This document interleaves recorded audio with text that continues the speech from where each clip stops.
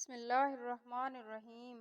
مور اور سانپ کو جنت سے کیوں نکالا گیا؟ مور جتنا اب خوبصورت ہے، اس سے کئی زیادہ جنت میں خوبصورت تھا۔ مور کی خوبصورتی پہ سبھی پرندے فدا تھے، لیکن ان سب خوبیوں کے باوجود مور سے ایسی کون سی خطا ہو گئی تھی جس سے اللہ تبارک و تعالی مور کو جنت سے نکال دیا۔ اللہ تبارک و تعالی نے جب حضرت آدم علیہ السلام اور اماں حوا کو پیدا فرمایا، اس کے بعد ان کو جنت میں بھیج دیا۔ وہ دونوں جنت میں بہت ہی پرسکون رہتے تھے، بہت ہی لذیذ میوے پھل کھایا کرتے تھے، لیکن ایک اناج جس کو کھانے سے اللہ پاک نے انہیں منع فرمایا، اور وہ اناج گندم تھا، کیونکہ شیطان حضرت آدم علیہ السلام کی وجہ سے جنت سے نکالا جا چکا تھا۔ اسی وجہ سے شیطان کی حضرت آدم علیہ السلام سے دشمنی ہو گئی تھی۔ شیطان یہ چاہتا تھا کہ وہ کسی بھی طرح حضرت آدم علیہ السلام کو جنت سے نکال دے، اور ساتھ میں اماں حوا کو بھی جنت سے نکال دے۔ جب شیطان کو یہ خبر ہوئی کہ حضرت آدم علیہ السلام کو تمام میوے کھانے کی اجازت ہے، لیکن گندم کھانے کی اجازت نہیں ہے، تو شیطان انتقام کی آگ دل میں لیے جنت کے دروازے کے پاس بیٹھ گیا، اور 300 سال تک وہاں پر بیٹھا رہا کہ کوئی جنت کے دروازے سے باہر آئے اور شیطان اس سے بات کر سکے۔ ایک دن اچانک سے مور جنت سے باہر آ گیا۔ شیطان اس کو دیکھ کر بھی بہت خوش ہو گیا۔ شیطان نے پوچھا، اے خوبصورت پرندے، تم کون ہو؟ مور بولا، میں مور ہوں، اب تم اپنا تعارف کراؤ۔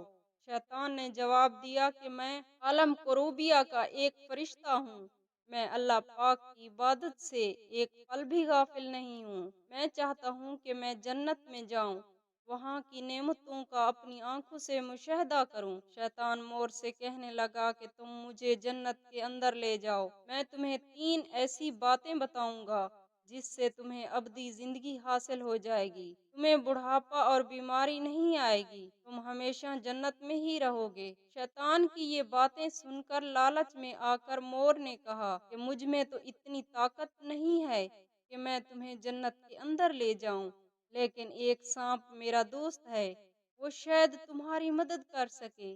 یہ کہہ کر مور سانپ کے پاس آیا، اس کو ساری بات بتائی۔ سانپ بھی شیطان کی باتوں سے بہت خوش ہو گیا، پھر شیطان کو اپنے منہ میں چھپا کے جنت میں داخل ہو گیا، اور یوں شیطان اپنی چال میں کامیاب ہو گیا۔ جنت کے تمام نگہبانوں کو یہ معلوم تھا کہ شیطان یہ چال چل رہا ہے اور جنت میں داخل ہو چکا ہے۔ فرشتے شیطان کو جنت سے نکالنے لگے، ابھی اللہ پاک کا حکم ہوا کہ اس کو ابھی تک جنت میں رہنے دیا جائے۔ وہ فرشتے اللہ تبارک و تعالی کے حکم سے رک گئے۔ شاید یہ حضرت آدم علیہ السلام کا امتحان تھا۔ شیطان حضرت آدم علیہ السلام کے پاس اور اماں حوا کے پاس جا کر اپنی محبت کا اظہار کرنے لگا۔ وہ دونوں ہی شیطان کو پہچان نہ سکے، کیونکہ ماضی کے مقابلے میں شیطان کی شکل تبدیل ہو چکی تھی۔ شیطان کہنے لگا، میں چاہتا ہوں کہ آپ دونوں ہمیشہ میں اسی طرح زندگی گزاریں، ہمیشہ خوش رہیں۔ حضرت آدم علیہ السلام اس کی بات کو بہت غور سے سننے لگے۔ شیطان نے کہا، اگر آپ میری بات مان جائیں تو آپ کو جنت کی اور بھی تمام سہولتیں ملیں گی۔ حضرت آدم علیہ السلام شیطان کے بہکاوے میں آ کر کہنے لگے، یہ کس طرح ممکن ہے؟ شیطان کہنے لگا، ایک گندم کا دانہ اگر آپ دونوں چکھ لیں تو آپ کو ابدی حیا حاصل ہو جائے گی اور آپ جنت میں ہی رہیں گے۔ یہ بات سن کر حضرت آدم علیہ السلام کے دل میں رجحان پیدا ہوا، لیکن ان کے دل میں اللہ کی نافرمانی کا خوف غالب آ گیا۔ جبکہ اماں حوا شیطان کی باتوں میں آ گئی، جس پر اماں حوا نے حضرت آدم علیہ السلام کو راضی کر لیا۔ پھر اس کے بعد ان دونوں نے اس گندم کے دانے کو چکھ لیا۔ جیسے ہی گندم کا دانہ ان کے اندر گیا تو دونوں کے ستر واضح ہو گئے، جس کے بعد دونوں اپنے اپنے ستر چھپانے لگے اور خوف خدا سے کانپنے لگے۔ اسی دوران اللہ تبارک و تعالی نے فرشتوں کو یہ حکم دیا کہ حضرت آدم علیہ السلام اور اماں حوا दोनों को जमीन पर उतार दो।